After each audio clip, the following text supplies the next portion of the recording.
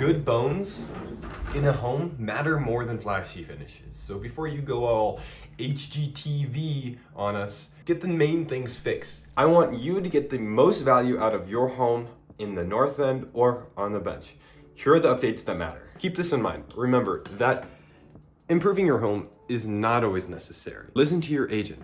Listen to their experiences and the deals that they've done and what they've seen in the market, because they're the experts. They know the market and what you can get for your home in the market now. Sometimes good bones in a home matter more than flashy finishes. So before you go all HGTV on us, get the main things fixed. Get that water leak fixed. Get that hole in the wall that you cover with a painting fixed before you remodel the entire kitchen.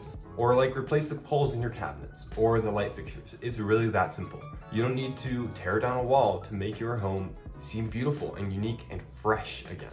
And now you're probably thinking, well, Ben, when can I go all HGTV on my house? Well, that's up to you, really. But those are gonna be the higher cost items, right? Those items that you're gonna pay a lot for, like tearing down an entire wall or remodeling your entire kitchen, is going to cost a lot of money. And it doesn't always mean that you're gonna get that money back. So when you think HGTV, you think, oh, I'm gonna remodel the kitchen, remodel the bathroom, or I'm gonna tear out the carpet and then the whole entire house and replace it with this luxury vinyl plank or this engineered hardwood. That's pretty darn expensive. And really, you might be able to get that money back. You might be able to get the money that you put in back or more based on the comparable homes in your area, which you don't know unless you really study the market, understand the market. A good agent will know this. Look at averages for any type of remodel, for bathroom remodels, kitchen remodels on the internet. For kitchen remodels, I pulled up average of $14,600 to $41,000. And there's a low from what I found. Actually, they went up to like $130,000 for a kitchen remodel, because it depends on the size of your house, if you're getting luxury appliances versus premium appliances. That really does make a huge difference. A small kitchen, you can probably get away with $5,000, $10,000, $15,000. And if you really have a big kitchen and you're doing everything luxury, you could go up to $130,000. For flooring, if you have really outdated carpet or outdated linoleum, that can make your home feel a little bit worn. Depending on what it looks like, if you're not going to ask an agent, ask a bunch of your friends what they think of this new luxury vinyl plank that you want to put in or engineered hardwood that you want to put in, and then weigh the costs. Would you like it?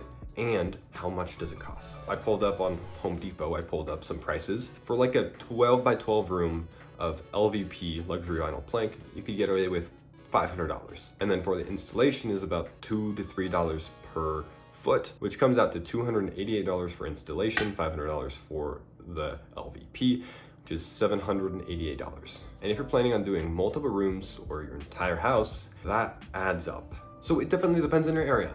And if you're unsure on what improvements you should do, give me a call at 530-908-8658 and I'll help you through the process. I have to get a good look at your home and see what your home looks like and what the comparable homes in the area are looking like as well. One thing that I haven't mentioned yet is fresh paint. Fresh paint does a lot to freshen up the home. In fact, recently we added fresh paint to our listing at 3676 Park Center, and it pulled the home together into one cohesive unit. So you're not looking at different types of paints in different rooms, and it allows the buyer to imagine if they wanted a different color wall, they could imagine that themselves. If you're considering painting on your own, consider lighter colors, neutrals. Don't go pink your whole home. Obviously that's a no-brainer, but you never know. And then you have the things that just freshen up your home, like decluttering, depersonalizing so that your home is ready for showings, or freshening up your front yard so that it looks really inviting. I mean, add new wood chips, mow the lawn a little extra, trim that tree in front, increase the curb appeal for your home so that buyers are just wanting to come in the home because they love the outdoors so much. And I'm not saying to take out every single light fixture from the 1970s, but if you're gonna do something, highlight those things. Highlight the fantastic light fixture from the 1970s and revolve your home around it, revolve everything around it so that everything pulls together and you have a cohesive theme going on. Clean, refinish, and stage these things that are the centerpieces of your home.